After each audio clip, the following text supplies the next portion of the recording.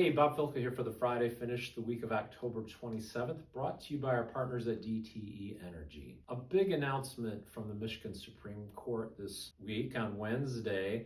They denied an appeal by the city of Troy in a lawsuit that we initiated against them in December of 2010. Yes, I said 2010. It's been almost 15 years that we have been attempting to rein in unreasonable permit fees in that city and across the state. This is a precedent-setting decision that means we can now have a decision in our hand and go across the state to try and rein in other communities that may be charging you excessive permit fees. Huge victory for our members, the industry, and most importantly, homeowners who ultimately pay those higher fees in your communities. There'll be more court action in the coming weeks related to that.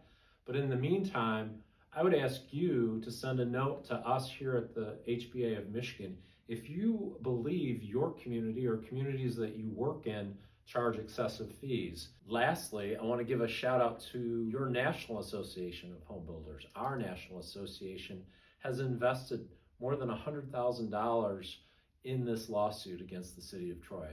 And your state association has invested about $500,000. We believed in this fight from the beginning, and fortunately you've had senior officers, leaders at the state level who've had the fortitude to see justice in this instance, and it's going to pay dividends for years to come.